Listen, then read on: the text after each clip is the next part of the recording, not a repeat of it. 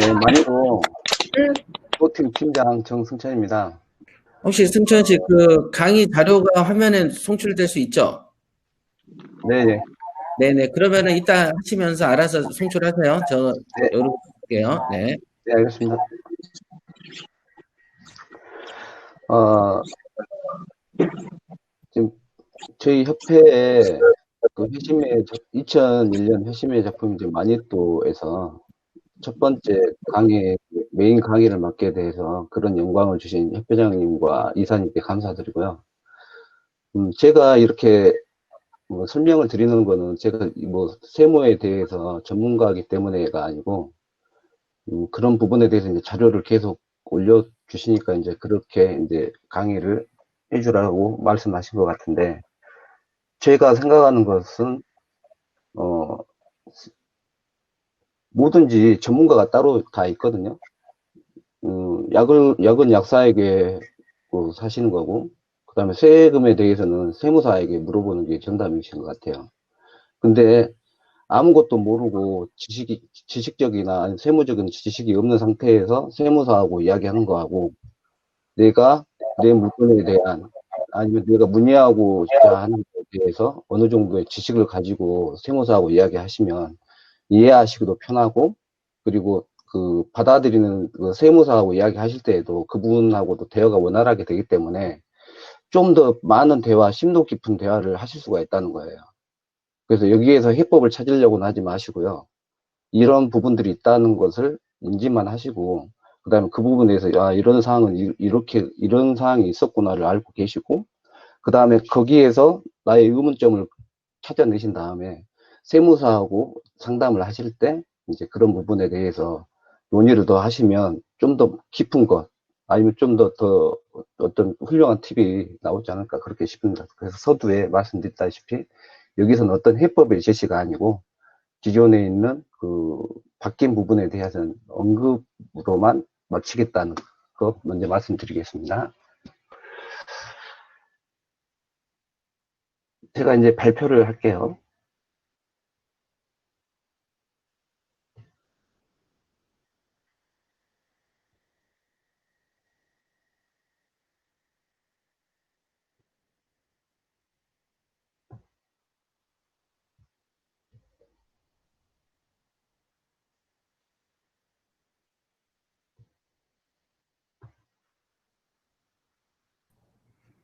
발표를 하세요. 네, 눌렀습니다. 네.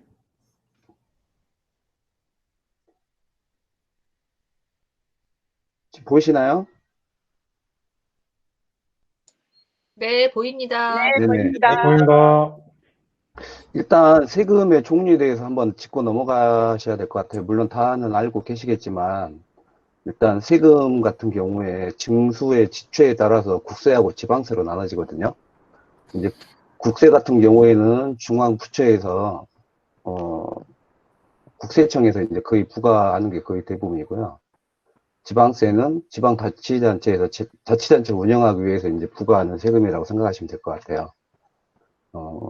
그래가지고 이제 부동산에 같은 경우에 이제 적용을 하다 보면 부동산에 이제 단계가 있잖아요. 취득하는 단계와 그 다음에 보유하면서 발생하는 보유 단계 세금, 그 다음에 그 물건을 양도했을 때 나오는 그 양도에 대한 종류가 있거든요. 그걸 이제 이렇게 표로 한번 만들어 봤어요. 부동산 세금에 이제 국세, 지방세로 나눠지고 취득 시에는 이렇게 취득세, 그 다음에 지방세를 내게 되고, 그 다음에 국세에서는 유상으로 샀을 때와 무상으로 받았을 때에 대한 세금이 또 따로 이렇게 나오고 있고요. 그게 이제 유상으로 하셨을 때는 부가가치세하고 농어촌 특별세가 있고, 그 다음에 무상으로 했을 때는 상속세와 증여세 이렇게 나눠지고 있고요. 그 다음에 보유세는 저희가 제일 지금 이슈로 생각하고 있는 뭐 종합부동산세, 뭐 부가가치세, 임대를 하신다면 부가가치세, 그다음 농어촌 특별세 이런 게 있을 것 같고, 지방세에서는 이제 재산세하고 종합소득세 뭐 이런 수준. 그리고 이제 양도를 했을 때는 이제 양도세, 부가가치세, 근데 법인 같은 경우에 이제 법인세가 있겠죠. 그리고 지방세에서는 지방소득세, 지방교육세 이렇게가 이제 부과가 되는 거라고 생각하시면 될 것 같아요.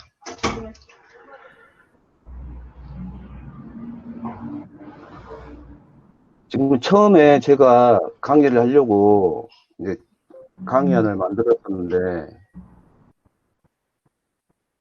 이거 같은 경우에는 보면 거의 한 40페이지가 넘어가더라고요. 야, 그래서 이런 부분들은 좀 빼고 간단하게 취득세나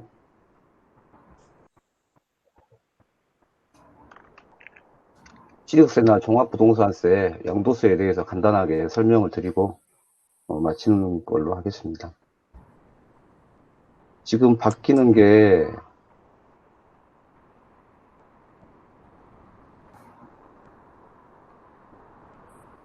혹시 이런 자료 필요하신 분들 있으신가요? 네. 그 이거는- 자료를 주시면은 우리가 이제 많이 또 방에다가 제가 자료 첨부해서 올려놓을게요. 소유권 네네. 이전 주세요. 네, 소유권 이전 해놓겠습니다. 네. 이제 취득세 같은 경우에 이제 주택은 이제 유상승계 했을 때 일반은 1.1에서 3%고, 그 다음에 이제 지역과 주택에 따라, 주택 수에 따라서 이제 중과되는 게 8에서 12% 정도가 되시고요.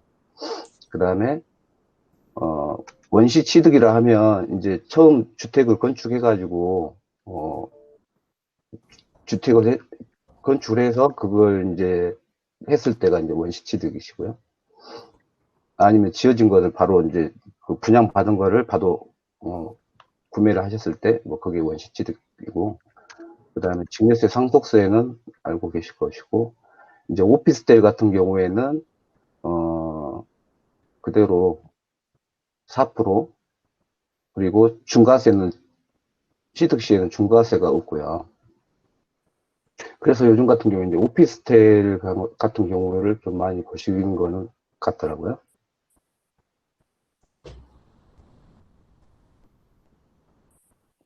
그 다음에 이제 이거는 금액에 따른 취득세율을 이제 따로 이제 놔두신 거고,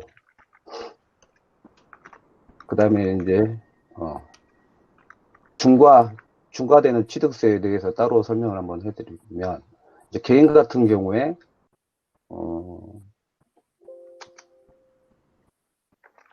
조정지역과 비조정지역으로 나눠가지고 이렇게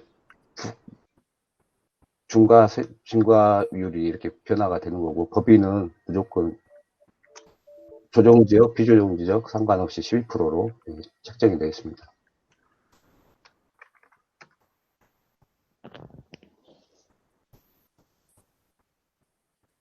그 다음에 이제 중요한 게 취득세가 이제 중과에서 제외되는 주택이 있는데, 이거 같은 경우에 다들 이제 어느 정도 알고 계시겠지만, 혹시라도 모르시는 분도 계실 것이고, 또 어렴풋하게 알고 있다가도 이제 긴가민가 하시는 경우가 있더라고요. 그래서 여기서 이제 정리를 한번 따로 해드렸어요. 취득세 중과대에서 제외되는 것은 1번, 2번, 3번, 4번, 5번까지 이렇게 제시를 해드렸고요. 공시가격 1억 미만인 주택, 그 다음에, 거기에서 정비구역으로 지정된 거나, 지정이 됐거나 고시가 된 지역, 그 다음에 사업이 수행하고 있는 지역에서는 이게, 승철 씨, 중과 제외, 화면을 크게 해주세요. 글이 잘 안 보여요. 예, 네. 보시나요? 네. 조금 더 키워도 될 것 같고요. 네, 아니, 그거보다, 너무 그건 아니고. 네. 좀 더 작게. 이 정도 되셨나요? 어때요? 다른 분도 의견 내주세요. 저는 이게- 개별적으로 그러니까 그리고 여러분들도 화면 설정 있잖아요. 오른쪽 하단 화면 설정에서 어떤 뭐라고 했나 프리젠테이션을 제일 키우는 게 있습니다. 포커스라고 레이아웃 변경. 지금 좋습니다. 네. 이 정도 좋다고 됐습니까? 하네요. 네. 좋다고 합니다. 네네. 네, 공시가격 1억 미만 주택은 이런 부분이 있고요. 그 다음에 농어촌 주택, 그 다음에 주택 시공자가 취득한 주택, 그러니까 공사를 해가지고 공사한 부분을 대금 대신 받은 그런 거가 있고요. 그 다음에 사원주택, 이렇게 5가지가 취득세에서 면제가 되는 품목입니다. 그 다음에 종합부동산세로 한번 넘어가 보시면, 이제 이런 부분들은 알아두면 좋은데, 크게 중요하진 않은 것 같아요. 그 다음에 공시시장가율이 2021년에는 95%고, 22년까지는 100%로 하겠다는 거.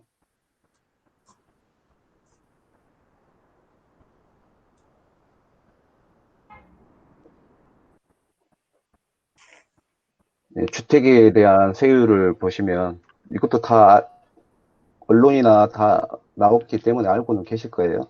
법인 같은 경우에는 2주택이면 2주택 이하면 3%. 그 다음에 이거는 이제 조정지역 아닌 경우를 말씀드리는 거고요. 그 다음에 조정지역에서는 2주택, 그 다음에 일반 비조정지역에서는 3주택 이상은 6%로 종부세가 부과가 됐고요.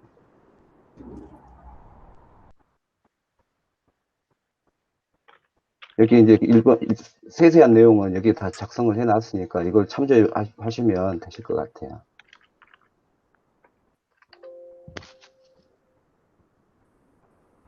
그 다음에 이제 주택수와 합산 배제되는 주택이 뭔지 이게 좀 이것도 다 어느 정도 알고 계실 것 같은데, 임대 등록주택 같은 경우에 비수도권이었을 때요.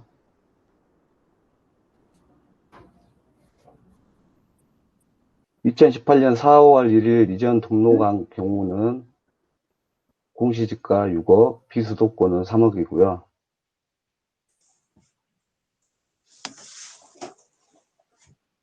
의무 임대기간 5년 이상인 경우가 합산 배제가 가능하시고요.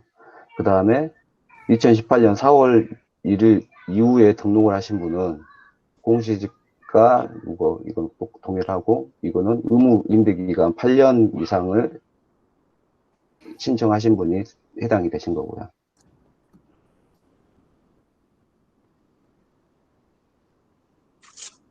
그 다음에 9.14 대책이 나왔을 때 그 이후에 조동지역으로 된 데 같은 경우에는 합산 배제에서 제외가 되는 거고요. 그리고 사원용 주택이 가능하고요. 기숙사나 건설사 미분양 주택 같은 경우에도 합산 배제가 가능하시다고 하고요.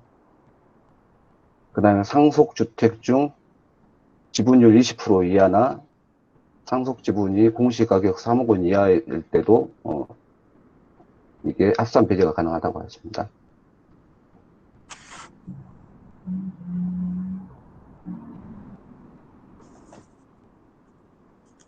그 다음에 이제 이건 개인에 해당되는 것인데요. 종부세 같은 경우에 고령자 세액공제하고 장기 보유자 세액공제가 있고요.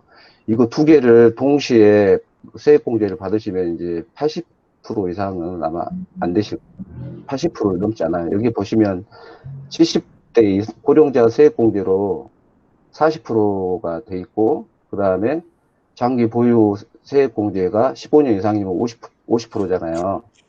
그러면 이걸 다 해당됐을 때 90%를 받는 게 아니고, 여기 보시면 한도가 80%예요. 그러니까 최대 맥시멈으로 받을 수 있는 거는 80%가 공제를 받으실 수 있는 거죠.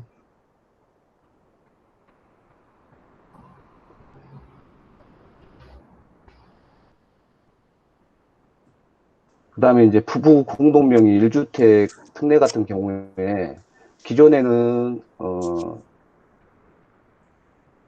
그냥 12억, 공시지가 12억만 과세되지 않는 걸로 그렇게 돼 있었는데, 이제 그게 단독명의 1가구 1주택하고 형평성이 안 맞다 그래서 다시 조정이 된 거거든요.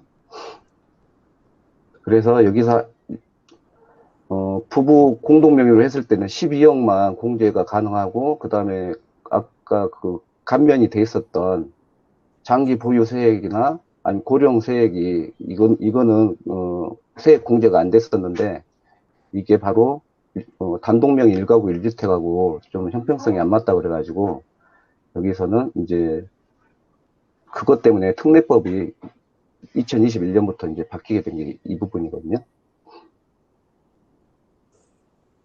그래서 9억 원을 공제를 받으실 수가 있고요. 그 다음에 여기에서 그 감면 받을 수 있는 장기 주택 보유나 아니면 그 고령 그 감면 같은 것을 같이 받으실 수가 있습니다. 이게 바뀐 겁니다.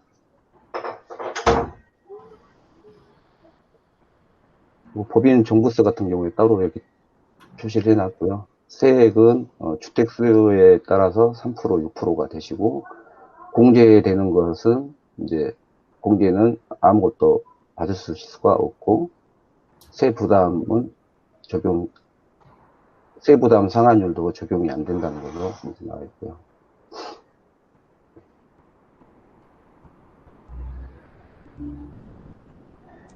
그 다음에 양도소득세 부분도 1가구 1주택에 대한 장기 보유 특별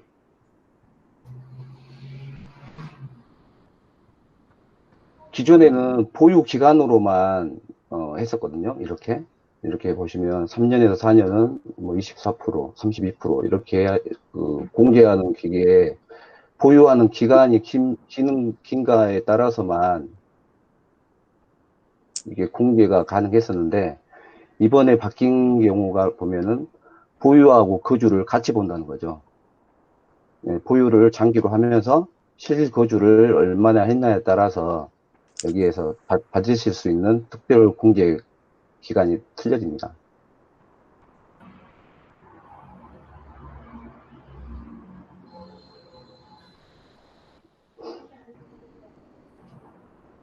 그리고 이제 조합원 입주권과 분양권 같은 경우도 이제 여기에서 양도를 했을 때 그 주택수에 들어가기 때문에 이 부분이 나왔고요.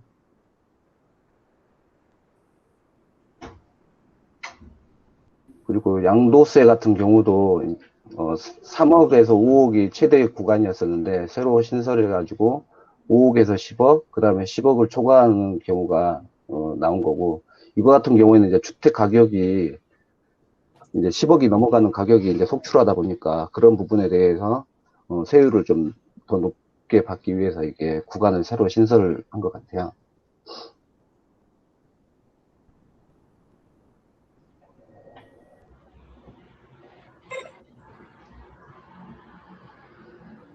그 다음에 양도시 법인세율 인상 같은 경우에 2021년 1월 1일 이후에는 법인에게 일반 과세율 10에서 20%였었는데 거기 추가로 나중에 이제 과세가 10%가 또 추가가 됐었는데 2021년 1월 1일부터는 이제 거기서 10%가 더 업이 돼가지고 20%가 또 추가로 법인세율에 붙게 바뀌었습니다.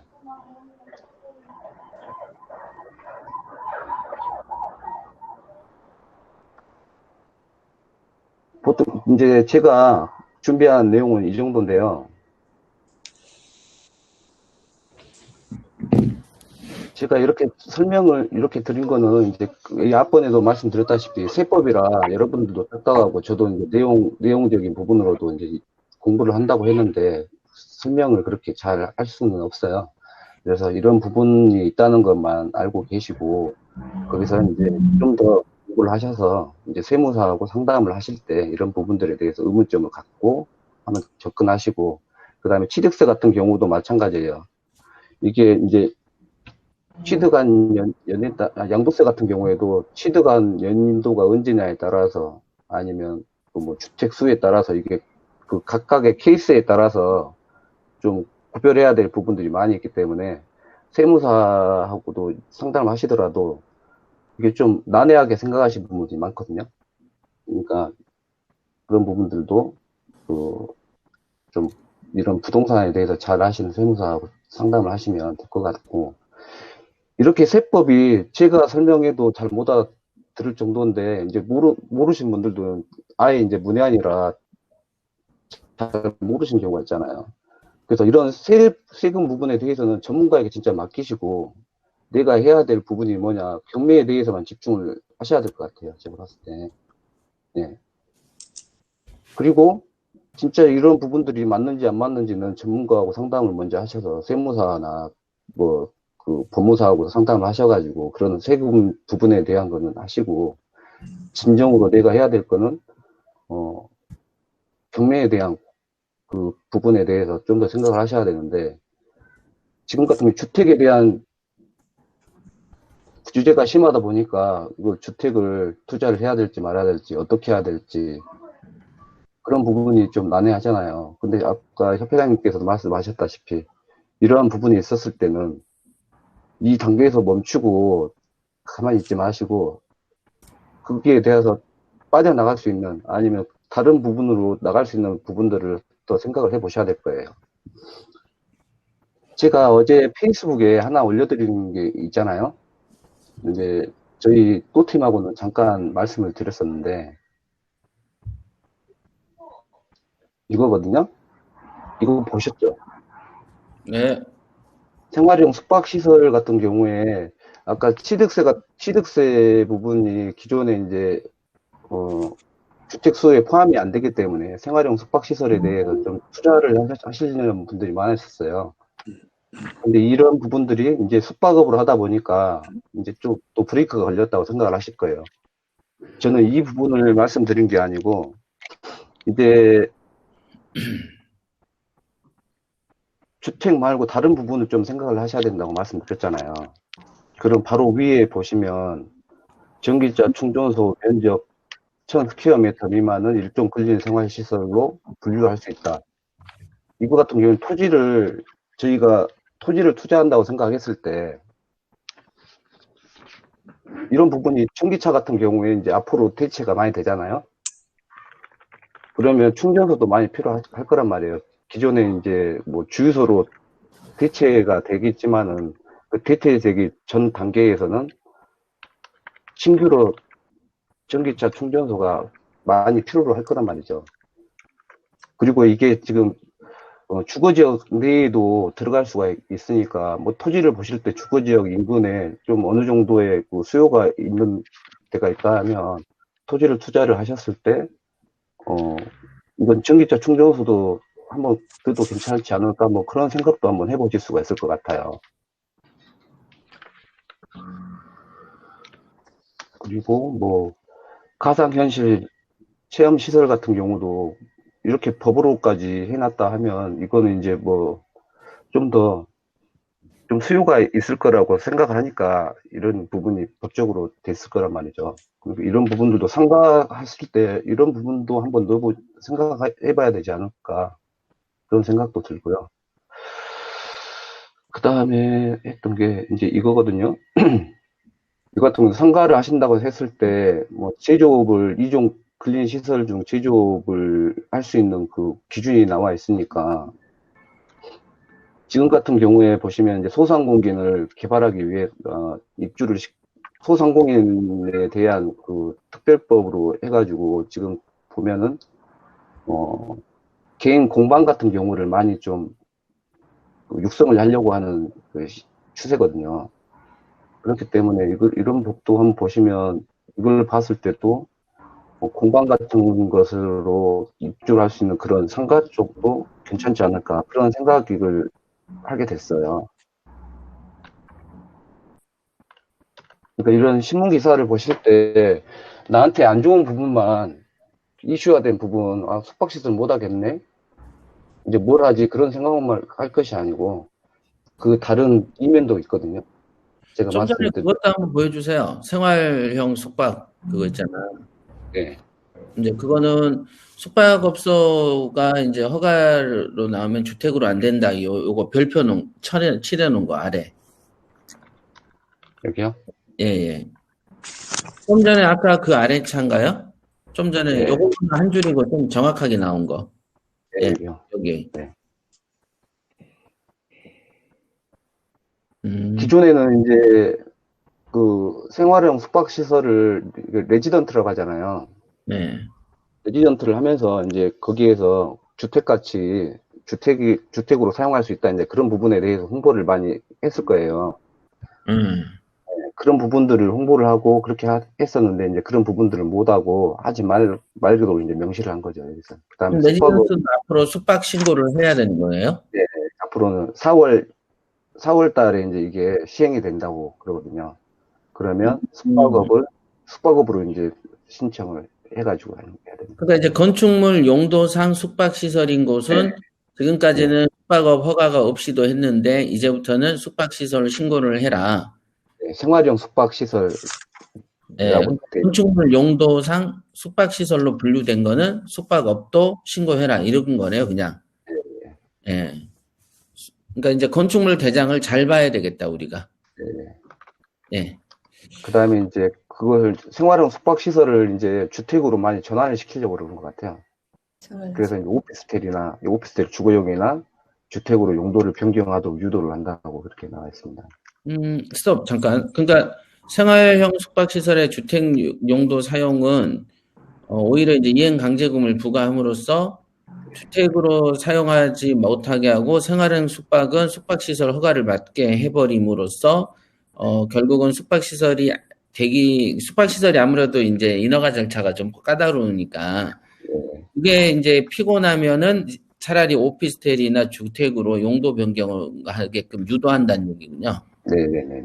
규제가 기존에는 건축물 대장에 숙박시설이라고 되어 있어도 레지던스로 해서 그냥 막 주거용으로 임대차도 계약했는데 사실상 숙박시설은 상업용이기 때문에 거기에서 사람이 산다고 해도 주택임대차가 되지 않거든요. 네, 그렇죠. 네, 근데 이제 이걸 숙박시설로 완전히 가라고 의무화를 시켜버리고 이제 주택으로 세를 줄 것 같으면 차라리 주거용 오피나 주택으로 용도 변경을 유도하겠다 이거네요. 네네네. 그래서 이제 그 주택 보급량을 몇 프로 올렸다라고 뻥치고 하는 주장입니다. 네, 그런 쪽으로 이제 유도를 하려고 지금. 그 수지 통계청 자료를 이제 바꾸려고 하는 그 시도입니다. 네, 그다음. 네, 제가 준비한 건 여기까지고요. 네네. 네. 제가 말씀드렸다시피 일단 그 세법 자체에 대해서는 본인이 깊게 팔 필요는 없지만 이제 이런 수준이 이렇게 가는 거다. 아니면 세금 분리를 이게 국세청 건지 지방 그 지자체 건지도 좀 구별을 못하는 경우도 가끔씩 있거든요. 이런 부분들만 좀 제가 알고 계시고 뭐 취득세, 양도세 이런 수준이구나 하는 부분을만 알고 계시면 될 것 같아요. 그 다음에는 전문가랑 같이 하시면 되고 저희가 가야 될 길은 경매에 대해서 오로지 더 집중하시고 이런 기사나 그런 부분을 봤을 때도 안 좋은 부분만 보지 마시고 다른 폭넓게 보시면서 내가 경매를 하면서 어떻게 이걸 적용해 갈 수 있는지 그런 아이템들을 계속 기사에 이렇게 보시면서 여기서 보시면서 벌써 3가지 부분들이 어느 정도 유추가 되잖아요. 즉, 뭐 토지로 해서는 전기자 충족소라는 그 세입, 뭐 빌려줘서 세입자를 만들 수도 있을 것이고, 아니 제가 직접 할 수도 있을 것이고, 그 다음에 뭐 세입자를 잡았을 때 공방 같은 경우도 더 유치를 할 수 있도록 한번 더 홍보를 더 한다든가 이런 쪽으로 하시면 좋을 것 같습니다. 좀 많이 버벅거렸는데 좀 이해 좀 해주시고요. 잘하셨어요. 강의를 그제 또 초보 강의도 한번 했었는데 그때도 좀 많이 버벅거렸었거든요. 근데 하면 할수록 어느 정도 이제 해야 되겠다는 가닥은 잡히는데 아직 말이 잘 안 트여서 좀 이해 좀 해주시고요. 오늘 경청해 주셔서 감사합니다. 네, 감사합니다. 고맙습니다. 잘하셨어요. 원래 그렇습니다. 설명이 진짜 힘들어요. 설명해도 못 알아듣고 결국은 이제 그 세금 상의 관련해서 잘했다라는 평가를 받으려면은 도표가 분명하면 됩니다. 그 외에는 솔직히 그 모든 사람들이 들은 순간 0.1초 안에 잊어버려요. 그러니까 이제 잘하나 못하나 똑같아. 그럼 나머지는 표가 남거든. 그러니까 이제 그 승천 씨가 한 자료를 주시면은 제가 올려놓으면 여러분들께서 그 커맨드 F 또는 컨트롤 F를 치셔요. 그러면은 그 안에서 자기가 필요한 검색어를 치시면은 서류가 길지만 그 사이트로 이동합니다. 그래서 문서를 길어도 우리가 필요한 용어를 치면은 찾을 수가 있습니다. 보여주세요. 네? 보여주시라고요. 뭘요? 서류 찾는 법이요. 회원들한테. 컨트롤 F요. 컨트롤 F요. 승천 씨가 한번 자료 저한테 넘기셨어요? 그거는, 취득세랑 그게 나온 거는 안 넘겨드렸습니다. 제가 네네네. 바로 좀 하겠습니다. 네. 그러면은 제가 아무 자료나 해가지고 해볼까요? 응? 넘겼어요? 아니요. 지금 안 넘겼습니다. 네. 그 전에 그 자료는 아마 있을 겁니다. 교재로 해볼까? 이렇게 PDF, 아니다. 요거는 PDF라서 다운받아야 되고요. 잠깐만요.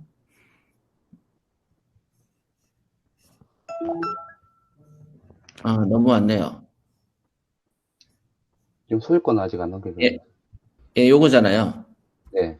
네. 그럼 이제 여기에서 보면은 이제 예를 들면은 양도세가 궁금해. 그럼 커맨드하고 F를 딱 누르면 요 앞에 지금 요게 뜬 거 보이시죠? 문서에서 검색. 그죠? 다시 한번 끄고 다시 해볼게요. 커맨드 F 누르면 이렇게 나와요. 그러니까 맥에서는 커맨드 F고요. 맥이 아닌 분들, 윈도우에서는 컨트롤 F. 이게 파인드를 말해요. 그럼 이제 여기서 양도세를 딱 치면은 이동한 거 보이시죠?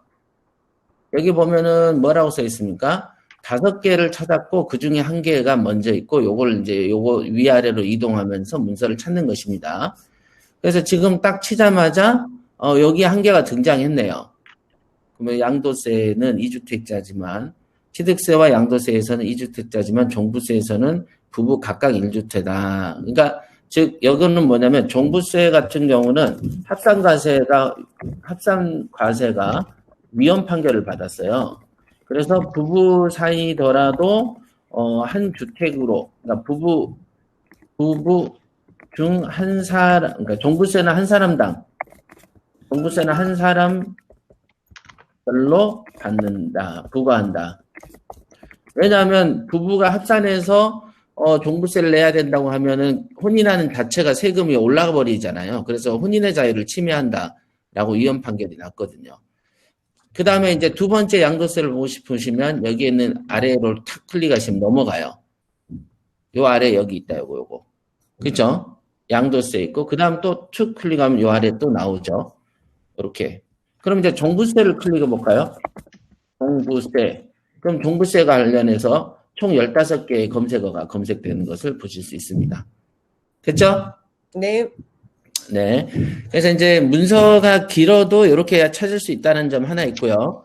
그 다음에 또 하나는 여러분들에게 이제 나중에 그 컴맹 탈출반에서도 말씀드리겠습니다만은, 여기 있는 목차 있죠? 목차 지금 한번 보여드려 볼까요? 네. 말 안 했으니까 안 해. 네, 보여주세요. 네, 보여주세요. 네, 여기에 그 구글 문서 우리 주로 사용하잖아요.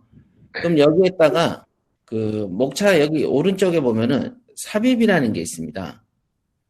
여기에서 삽입을 딱 누르시면 쭉 내려가면은 목차라는 게 있어요. 목차의 형식을 결정합니다. 그러면은 이제 이 목차들이 나오지. 뭔가 목차를 많이 해놨네. 네. 그죠? 네, 해놨습니다. 예, 해놓으셨네? 네, 해놨습니다. 예, 해놨네요. 그러면 여기에 지금 그 승찬 씨가 만든 문서에 2페이지에 보면은 목차가 있습니다. 그럼 이 목차에서 이렇게 목차를 쭉 보다가 나는 취득세 가야 되겠어. 그럼 여기 5페이지면 막 이렇게 올릴 게 아니고 그냥 여기에서 취득세를 탁 클릭하면은 요런 창이 하나 떠요. 요런 창이. 요거는 이제 복사하는 거고요. 요거는 수정하는 거고 이건 링크를 삭제하는 건데요. 그 다음에 요걸 눌러볼게요. 그러면 이제 어디로 가냐면 쭉 하면 그 페이지로 쭉 갑니다. 그러니까 요런 게 있어서 문서가 길어도 여러분들이 이거 너무 긴데 나는 원래 글을 잘 안 보는데 어떡하지? 뭐 이런 생각 할 필요가 없어요. 목차만 잘 보시고 이번 종부세 봐야 되겠네. 종부세 딱 하면 종부세 란으로 갑니다. 이렇게. 그렇죠? 네. 대답 안 했으니까 지워버려야 네, 되겠다. 넘어졌습니다. 좋습니다. 파일 안 올려줘. 우리가 늙으면 잘 삐치는 거 아시죠? 이거 늙어본 사람만이 알 수 있어. 늙어본 사람만이. 네, 그렇고요. 그래서 지금 아까 보니까 그 중요한 부분이 그 생활형 숙박시설에 대한 얘기가 상당히 인상 깊었고요. 그 다음에 여러분들한테 이제 보면 우리 킹왕짱 옥션이 있잖아요. 하고 킹왕짱 옥션에 보면은 여기에 보면은 우리가 이제 초간단 수익률표 보이실 거예요. 클릭을 해보시면은 이렇게 이제 취득세의 변화를 제가 써놨어요. 그래서 이제 취득세에 대해서 어떤 주택수 산정에 대한 기준이 있죠. 여기 보이시죠? 그 다음 주택수의 일부 개정안 해가지고 요거 조정 대상 지역에서는 2주택부터는 8, 3주택 12, 4주택 12, 뭐 이렇게 기준이 있어요. 그 다음에 뭐 법인은 얄짤없이 12 이런 식으로 어느 정도 적어놨습니다. 그러니 그런 것도 있고 또 여러분들에게 이제 나중에 공개한다라고 말씀드렸던 여기 이제 도기한닷컴에서 여기 있죠? 모든 경매쟁이의 시작 페이지 이렇게 해놓고서는 박수 안 쳤으니까 나가야 되겠다. 분당 포당으로 협박을 가해야지. 이제 여러분들 보면은 여기에 다양한 것들을 좀 많이 넣어놨습니다. 여기 이제 경매와 관련해서 뭐 수도요금 조회, 뭐 카이스토리 여기 중개업 조회도 있지만은 중개 수수료 계산서도 있어. 여기 어딨냐? 중개 계산. 자, 이럴 때 어떻게 하면 되냐면요. 커맨드 F에 넣고 중개 이렇게 쳐보시면 나옵니다. 중개 수수료 있다. 이게 그 교육란에 중개 수수료 계산하는 거. 여러분들 가끔 필요하시잖아요. 그 다음에 이제 부동산 계산기, 단위 계산기도, 부동산 계산기도 보면은, 보세요. 부동산 계산기에 보면은, 여기에 이제 양도소득세, 취득세, 중개보수료, 이런 계산서가 다 있습니다. 그러니까, 나름대로, 여러분들이 이제 궁금하실 때 이걸 두들겨가지고, 자기의 조건을 입력해 보세요. 여기 보면 취득세 딱 해보면, 조정 대상인지 아닌지 체크하고, 내가 이미 2주택이야. 그 다음에 매매로 살 거야. 계약은 몇 월 며칠이야. 취득은 얼마야. 딱 그 전용 면적 얼마야. 그럼 딱 때리면 나와. 좋죠? 네. 네. 자, 요런 거가 장만되어 있으니까, 앞으로 여러분들이 그 생활하시기 굉장히 편하실 겁니다. 자, 오늘 그 장시간 저 문서 만드는데 몇 시간 들었어요, 수천 씨? 취득세하고 그렇게 거기 만드는 거는 한 2시간 걸린 것 같고요. 2시간밖에 안 걸렸어? 그 전에 이제 따로 모아놓은 거 있어가지고 그거 그냥 음, 하는 거니까요. 네네. 자, 이런 문서를 박수 잘 안 치는 마니또들하고 공유하고 싶으세요? 감사합니다. 고맙습니다. 네. 여러분들에게 공유하도록 하겠습니다. 네. 감사합니다. 감사합니다. 네, 수고하셨습니다, 수선 씨. 네, 감사합니다. 네.